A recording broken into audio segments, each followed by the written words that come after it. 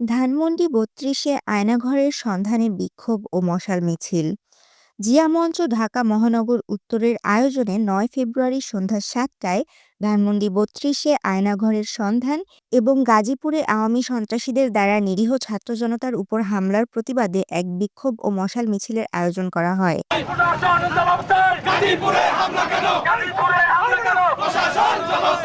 জিয়া মঞ্চ ঢাকা মহানগর উত্তরের নেতাকর্মী ও সাধারণ মানুষ মিছিলে অংশগ্রহণ করে।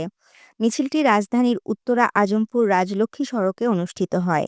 মিছিল শেষে বক্তব্য রাখেন ঢাকা মহানগর উত্তরের সদস্য সচিব মোহাম্মদ জাবেদ খান।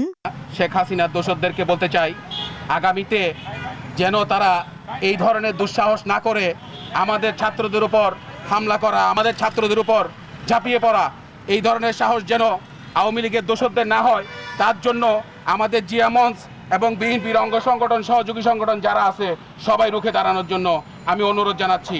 বক্তব্য রাখেন ঢাকা মহানগর উত্তরের আহ্বায়ক মোহাম্মদ রেজাউল করিম এবং সমাপনী বক্তব্য রাখেন মোহাম্মদ শাহাবুদ্দিন শিকদার ডালিম, সাবেক সহ সাংগঠনিক সম্পাদক, বাংলাদেশ জাতীয়তাবাদী স্বেচ্ছাদল কমিটির কেন্দ্রীয় সহসভাপতি, জিয়া মঞ্চ কেন্দ্রীয় কমিটি টিম প্রধান, জিয়া মঞ্চ ঢাকা মহানগর উত্তর ও দক্ষিণ।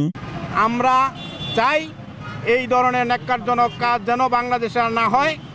আমরা এই দেশে শান্তিতে বসবাস করতে চাই।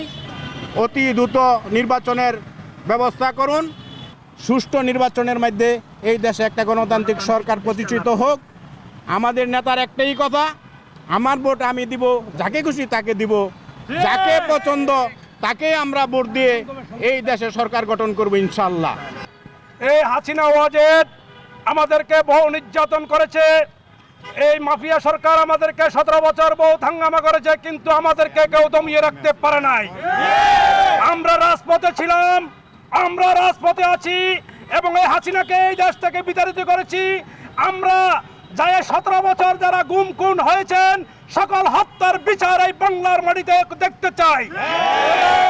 যাদেরকে পঙ্গুত্ব বরণ করেছেন, এই সরকারের কাছে আমাদের দাবি তাদেরকে পুনর্বাসনের ব্যবস্থা করা হোক। গাজীপুরে বৈষম্য বিরোধী ছাত্র নেতৃত্বের উপর যে হামলা হয়েছে তাদেরকে গ্রেফতার করা হোক। তাশরিফা তৃষা, তরঙ্গ টিভি।